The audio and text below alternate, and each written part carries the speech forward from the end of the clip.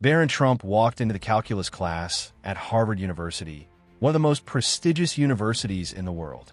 The room was packed with students eager to learn, but none of them expected what was about to unfold. Barron was there as a guest, invited to observe the class as part of his academic experience.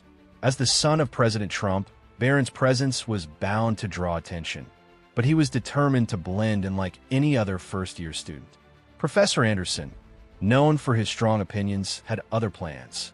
He wasn't particularly fond of students who came from privilege, especially someone like Barron, who seemed to have everything handed to him. He believed that people like Barron didn't deserve their success, seeing them as the product of a family name rather than true intellectual achievement. As Barron took his seat at the back, trying to remain unnoticed, Professor Anderson spotted him immediately. A smirk spread across the professor's face. This, he thought, was the perfect opportunity to show everyone that Barron Trump, despite being the son of the president, was just another student when it came to real knowledge, especially in something as complex as calculus. With a gleam of mischief in his eyes, Professor Anderson approached the board. Today, class, he began, we're going to dive into some extremely challenging calculus problems. And since we have a special guest with us, someone who's supposed to be a genius, let's see if he can handle it. The entire room fell silent. Every student turned their gaze toward Barron. Whispers filled the room as some wondered how this would play out. Would Barron, the son of the president, be able to handle the pressure, or would he be humiliated in front of the class? Barron, however, remained calm. He simply smiled and nodded, indicating he was ready to take on the challenge. Deep down, the students wondered, was Barron Trump really a math genius, or was this going to be a disaster? Professor Anderson began writing a series of complex calculus equations on the board. These weren't your average problems. They were the kind that only the most advanced students could solve. He turned to Barron with a sly grin. "Care to give it a try, Mr. Trump?"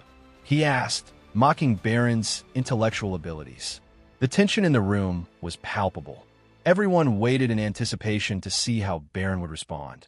Would he admit defeat, or would he surprise them all? Barron stood up slowly, walking confidently to the front of the room. The students watched his every move. He looked calm, but they couldn't help but wonder if he was nervous on the inside. Professor Anderson handed Barron a piece of chalk, confident that he would stumble over the problem. Barron stared at the board for a moment, studying the equation. It was a tough one, even for a seasoned mathematician. Professor Anderson had chosen it deliberately, hoping to prove that Barron was out of his league when it came to serious academic work. Then, Barron Trump picked up the chalk. His hand moved swiftly across the board as he worked through the steps of the equation with ease. The students were in awe. They had expected Barron to hesitate or perhaps make a mistake, but instead he solved the problem as if it were second nature to him. Even Professor Anderson seemed taken aback, though he quickly hid his surprise. "Well," the professor said, trying to maintain his composure, "that was just the first one. Let's see if you can handle the next." He erased the equation and wrote a new one, this time even more complicated. Once again, Barron took the chalk and, without a second thought, began solving the equation. The room fell completely silent. The students leaned forward in their seats, trying to understand what was happening. Was Barron Trump really solving these difficult problems without any help? Could it be that the son of the president, whom many thought of as just a privileged young man, was actually a math genius? Professor Anderson was growing frustrated. His plan to humiliate Barron wasn't going the way he had expected, but he wasn't ready to give up just yet. His patience was wearing thin. He couldn't believe what he was seeing. Barron Trump, the first-year college student and son of President Trump, was solving each problem with incredible speed and accuracy. This wasn't supposed to happen. The professor had set up these problems to make Barron look like a fool, but instead it seemed that Barron was the one showing everyone up. Determined to prove his point, Professor Anderson decided to take things up a notch. He wrote down an equation that was so complex, even some of the brightest students in the room wouldn't have been able to solve it without significant effort. He knew this equation was nearly impossible to solve without years of practice and deep knowledge of calculus. The students gasped when they saw the problem, exchanging nervous glances, They wondered if Barron would finally be stumped. But Barron simply nodded, as if to say, "Challenge accepted."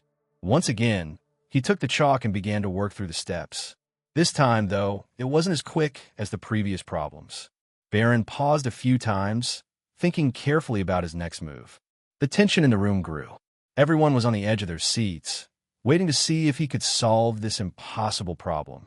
Minutes passed, and Barron continued to work. The room was so quiet that you could hear a pin drop. Professor Anderson watched intently, his frustration turning into disbelief. Could Barron Trump really be solving this problem? Will the professor's plan to humiliate him backfire in front of the entire class?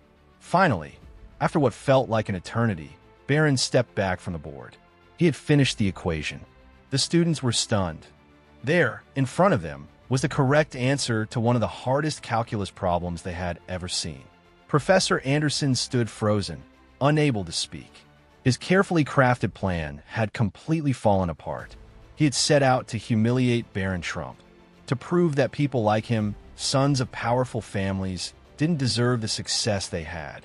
But the opposite had happened. Barron had just solved one of the most complex calculus problems in front of an entire class without breaking a sweat. The students exchanged glances, whispering among themselves. They couldn't believe what they had just witnessed. Barron Trump, the son of President Trump, wasn't just an ordinary student. He was a math genius as well. Some of them began to wonder if Professor Anderson had underestimated Barron from the start. Barron, however, remained humble. He simply returned the chalk to the professor and took his seat, as if solving the equation had been no big deal. One of the students, a curious young woman, raised her hand. "Mr. Trump, how do you know all of this? I mean, you're not a professor or a mathematician. How did you learn calculus so well?" Barron smiled and leaned back in his chair. "I've been studying it since I started college," he said simply. "Math has always been important to me, especially in fields like engineering and physics. If you want to understand how the world works, how to build things, how to innovate, you need to understand math." The students were captivated. They had never thought of math as something that could open doors to creativity and innovation. But hearing Barron Trump, the son of President Trump, speak made them think differently. Some of them began to see calculus not as a dry subject, but as a key to unlocking the mysteries of the universe. Professor Anderson, still reeling from the shock of Barron's earlier performance, tried to regain control of the situation. "Well, Mr. Trump," he said, his voice tight with frustration, "that's impressive, but there's more to teaching than just solving problems. Education is about understanding, not just memorizing formulas." Barron nodded in agreement. "You're right," he said, "but understanding starts with curiosity. If you're curious enough, you'll figure things out. It's not about memorizing. It's about wanting to know how things work, to understand why they're the way they are." The class fell silent again, but this time it was different. The students weren't watching a competition anymore. They were listening to someone who had grown up in the public eye, someone who had learned to think critically about the world around him, and who was now sharing his knowledge with them. However, Professor Anderson wasn't ready to admit defeat just yet. He cleared his throat and turned back to the board, writing out another complex equation. "Let's see if you can explain this one, Mr. Trump," he said, his voice dripping with sarcasm. The professor hoped that Barron wouldn't just solve the problem, but that he'd struggle to explain it to the class. Surely, Barron, despite his status as the son of a famous president, wasn't capable of breaking it down the way a trained teacher could. At least, that's what Anderson hoped. Barron stood up again, walking back to the board. The students were now fully engaged, eager to see what would happen next. But Barron didn't just dive into solving the equation this time.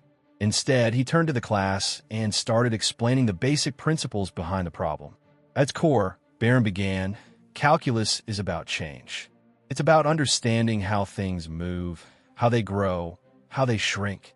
If you can grasp that concept, you can apply it to almost anything, whether you're designing rockets, building electric cars, or just trying to understand how things evolve in the real world. Math gives us the tools to model those changes. The students were hanging on his every word. Barron's explanation was clear and approachable. He wasn't using complicated terminology, but instead spoke in a way that made the complex topic of calculus feel accessible to everyone. Meanwhile, Professor Anderson was starting to sweat. He had thought that Barron would stumble when it came to teaching, but Barron was not only solving the problems. He was teaching the class in a way that was engaging and insightful. The professor had been trying to humiliate Barron, but now it seemed like Barron was giving the class a lesson they would never forget. As Barron continued to explain the equation, he drew connections to real-world examples, showing the students how calculus could be applied in technology, space exploration, and even in everyday life. The students were enthralled. They had never thought of math in this way before. By the time Barron finished, the room was buzzing with excitement. The students were inspired. They realized that learning wasn't just about passing exams or getting grades. It was about understanding the world around them. Professor Anderson, however, was still struggling to come to terms with what had happened. He had tried to show Barron Trump as just another privileged student, but instead he had revealed Barron to be more brilliant than anyone had expected. The professor was visibly shaken. His plan had failed spectacularly. Not only had Barron solved the impossible equations, but he had also captivated the entire class with his explanations. The professor had underestimated him completely. The class was now fully on Barron's side. Students began asking him questions, eager to learn more from someone who had achieved so much in both academics and real-world problem-solving. Professor Anderson stood at the front of the room, unsure of what to do next. His authority had been challenged, and he wasn't sure how to regain control. Finally, the professor took a deep breath and spoke. "Mr. Trump," he said, his voice softer than before, "I have to admit, I didn't expect this. I thought you were just the son of a famous man, someone who got lucky with connections, but clearly I was wrong." Barron smiled, but said nothing. He didn't need to. The class already knew the truth. Professor Anderson continued, "I can see now that you understand math on a deep level. You've not only solved these problems, but you've also shown us how important math is in the real world. I may have misjudged you." There was a moment of silence as the students were shocked to see their professor admit he was wrong, but they could also see the respect growing between Professor Anderson and Barron. Barron finally spoke in a kind and humble tone. "It's okay, Professor. I get it. A lot of people think that business and math don't go together, but in my experience, they're connected in ways most people don't realize." By the end of the class, everyone had learned something valuable. The students had seen firsthand that Barron Trump wasn't just a privileged young man, but a brilliant mind who understood the importance of math and education. Professor Anderson, though initially trying to prove a point, had come to respect Barron's intelligence and humility. He realized that even someone as successful as Barron could be passionate about learning and teaching. As the class ended, students gathered around Barron, asking him more questions about his life, his work, and his thoughts on education. Professor Anderson watched from a distance, reflecting on the day's events. He had started the day with the intention of humbling Barron Trump, but in the end, it was he who had learned the most. He finally admitted, "I owe you an apology." Barron looked at him, surprised. "For what?" "For underestimating you," Professor Anderson admitted. "I thought you were just another privileged student who got by on your family's name. I didn't realize the depth of your knowledge or your passion for learning. I've been teaching for decades, but today I think I've learned more from you than I've taught in a long time." Barron's expression softened. "No need to apologize, Professor. We all have something to learn from each other. I've made plenty of mistakes in my life, and I'll keep making more, but what's important is that we keep learning, keep growing." Professor Anderson nodded, feeling a weight lift off his shoulders. He realized that his initial judgment of Barron had been rooted in his own insecurities. He had spent so much time building up his authority as a professor that he had forgotten the true purpose of education: to inspire, to challenge, and to push the boundaries of what people thought was possible. Barron extended his hand, and Professor Anderson shook it, feeling a sense of mutual respect growing between them. "Thank you," the professor said quietly, "for showing me that there's always more to learn." As Barron gathered his things and prepared to leave, he turned back to Professor Anderson with a parting thought. "Remember, Professor, the best teachers aren't the ones who have all the answers. They're the ones who know how to ask the right questions." With that, Barron Trump walked out of the classroom, leaving behind a group of students whose perspectives had been forever changed. Professor Anderson stood at the front of the empty room, reflecting on the day's events.